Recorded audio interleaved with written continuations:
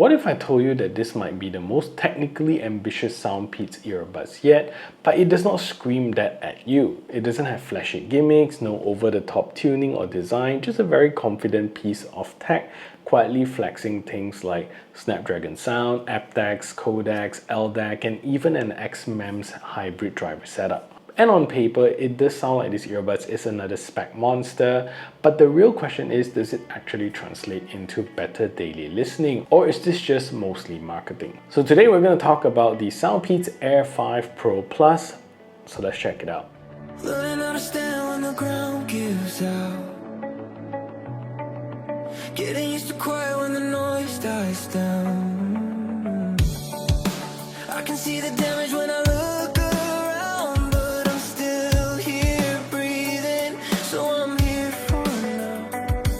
If I could stand. When you first take it out of the box, nothing feels exaggerated. The case is familiar. SoundPEATS uses design many times. It's compact, clean, and practical.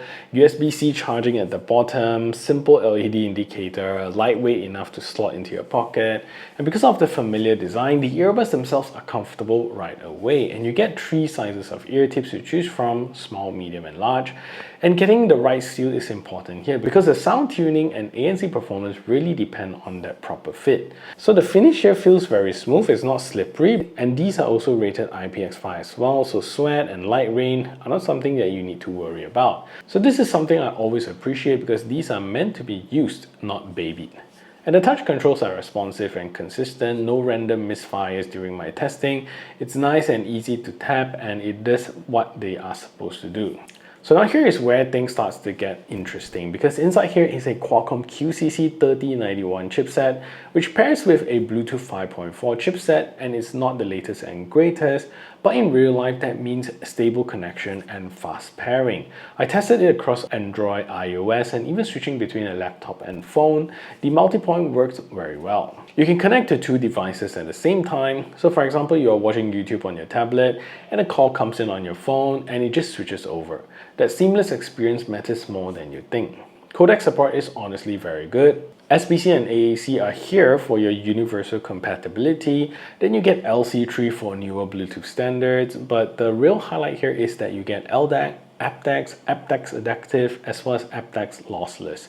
That means whether you are on a Snapdragon device or something that supports LDAC, you are all covered, and it is high-res audio certified as well and compatible with Snapdragon Sound, which tells you that this earbud is designed to scale when paired with the right device. In daily use, connection stability has been solid, no random dropouts, no weird desync between left and right earbuds, so all is very good. For gaming and video, latency is about 60 milliseconds in game mode, and in practice, YouTube and Netflix are perfectly synced. For casual gamings like Mobile Legends or PUBG Mobile, it feels tight enough that I never really felt the delay.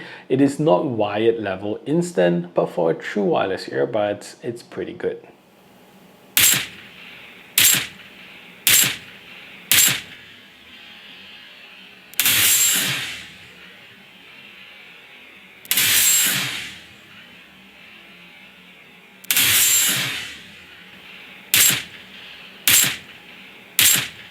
Active noise cancellation here is rated up to around 55 decibels with the AI adaptive tuning.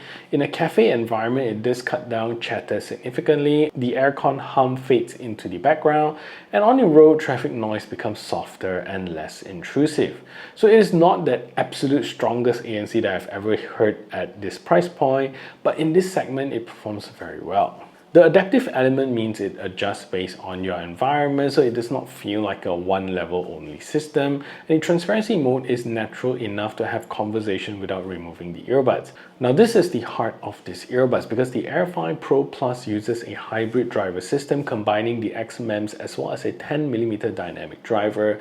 That combination is important because the dynamic driver handles the low frequencies with physical movement and air displacements, while the xMEMS driver, which is a solid state micro speaker, handles higher frequencies with speed and precision.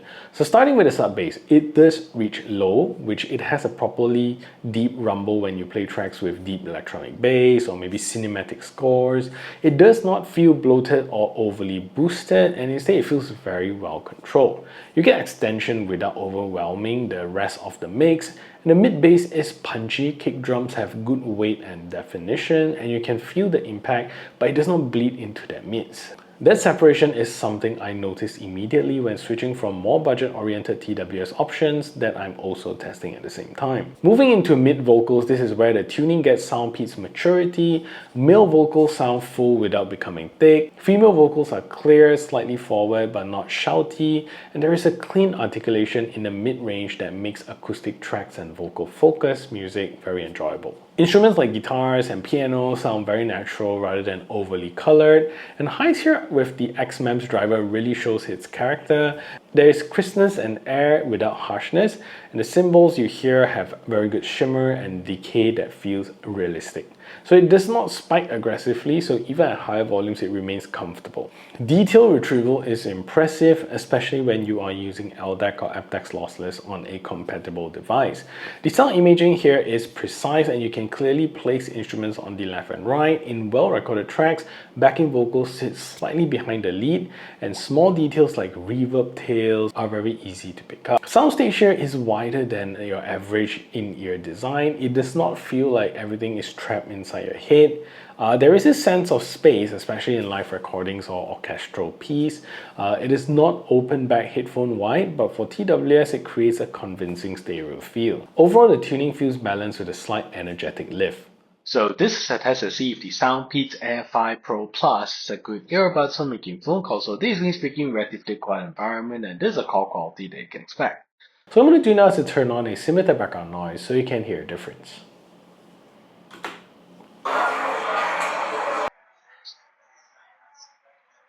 So now there's a simulated background also in the background, and this is call quality that you can expect from these earbuds. So what do you think of the call quality? Let me know in the comment section down below. Maximum volume here is definitely strong, and I never had to push it to 100%. Around 70 to 80% was already more than enough in most environments, even at higher volumes. Distortion is very well controlled, and the tuning does not fall apart when you turn it up, which is important for dynamic tracks. And using the Peats Audio app, you can adjust EQ, toggle your ANC mode, enable your gaming mode, and even customize your touch controls. It gives you a lot of flexibility without overwhelming you, which is very familiar Peats Audio style. You get multi-point control, adaptive ANC, and wide codec support to makes this feel like a future-ready platform rather than just a basic earbuds. Battery life here is practical as well, and with ANC off, you get about 6 hours on a single charge plus 24 hours from the case. With ANC on, closer to 4 hours plus 16 hours with the case. There's also fast charging, so 10 minutes plugged in gives you roughly 2 hours of playback, and that is the kind of feature that saves you when you forget to charge it overnight.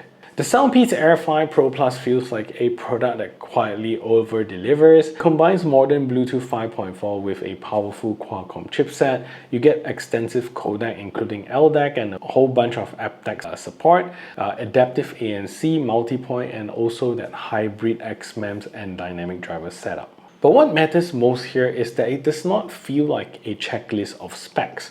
It feels very tuned and refined and thought through, and the sound is balanced and detailed, the connection is very stable, and the features are very practical with good battery life as well. So ultimately, this is not just about having that high-res logo on the box, it's really about having the hardware here to actually make use of it, and in daily listening, that difference really is important.